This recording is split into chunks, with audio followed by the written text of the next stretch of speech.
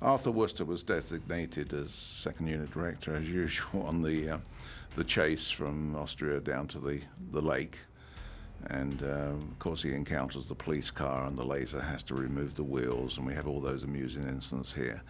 We're showing you all the material, including the semi-trailer parked across the road, just to give you some idea of what's involved.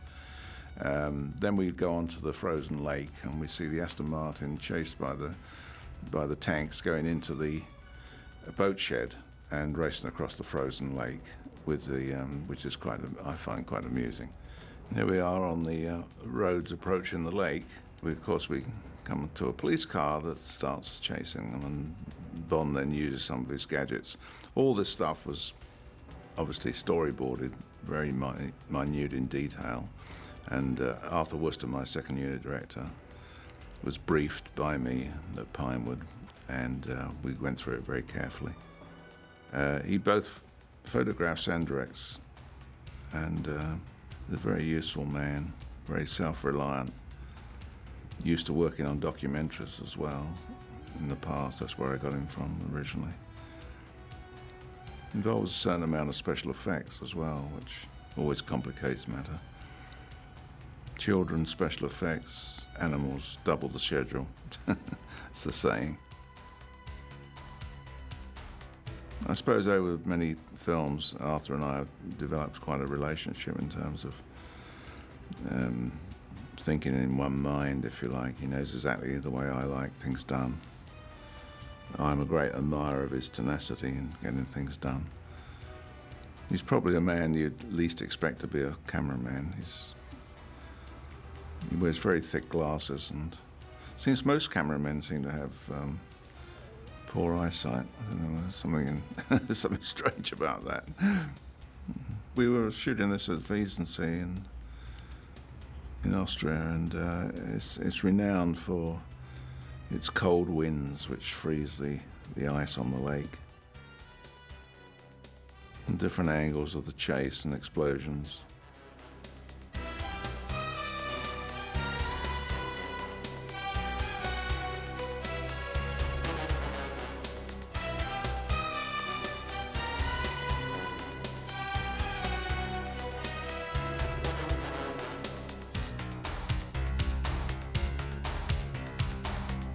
Tanks have a slight advantage, I feel, on this surface.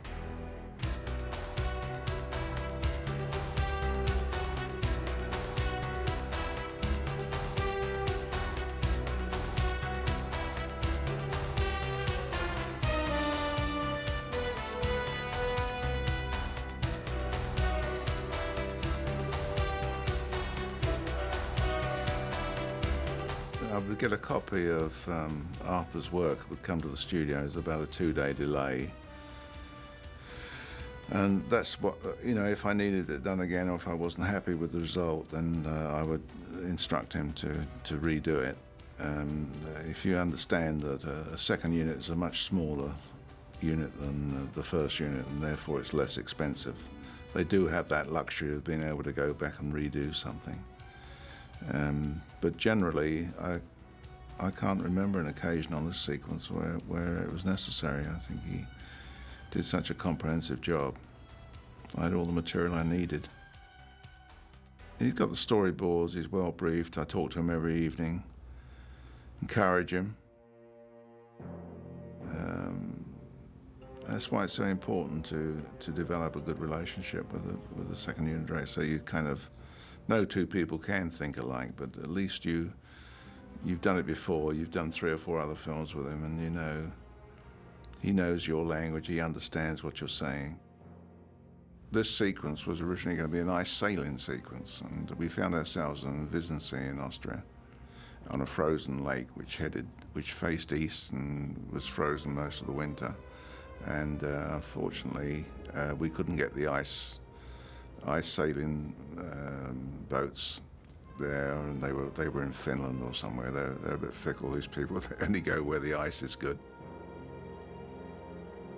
The ice is very unpredictable there, although they use it, for, as I say, for ice sailing. But there was an occasion where we nearly lost the Aston Martin. The ice cracked, and and we started to lose it. Unfortunately, we slung a rope on it and managed to get it out very quickly. But there were areas of the lake which were unsound. We had some pretty heavy vehicles on there, I must say. The cutting the hole in the ice was a difficult scene to do. In this sequence, it was probably the most difficult. I think we finished up doing it on the paddock tank in England. The actual circular cut and the car dropping in. One always feels nervous about driving on ice.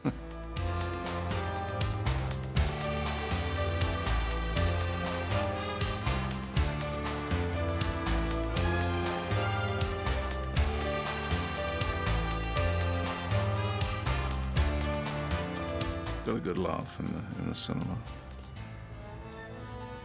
I hope these guys had wetsuits on. I'm sure they did. Gives them a bit of flotation.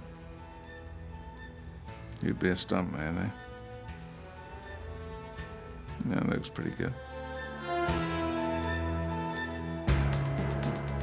See, as a second unit director, you have to take advantage of things that happen which are not planned for.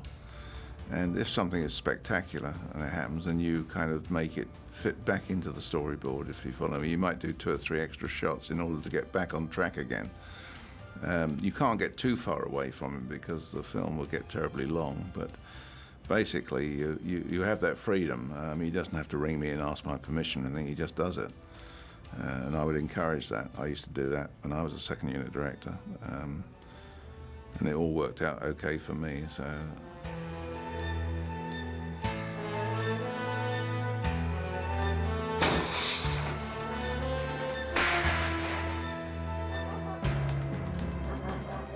He's wonderful. He's so hard-working and conscientious, and he shoots film. You know, he doesn't dally. He gets on and he does plenty of setups, which is essential in action. So you can speed action up. You know, you need another setup to take out the embarrassments sometimes. So he's well aware of that, and he gives me good coverage. And I've got great faith in him, and I give him trust, and between us, it works very well.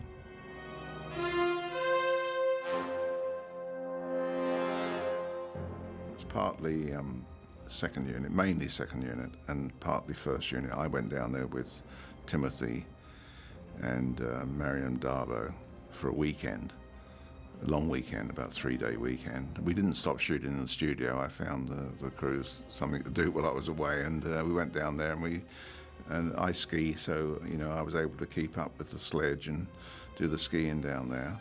You know, we had a very successful shoot.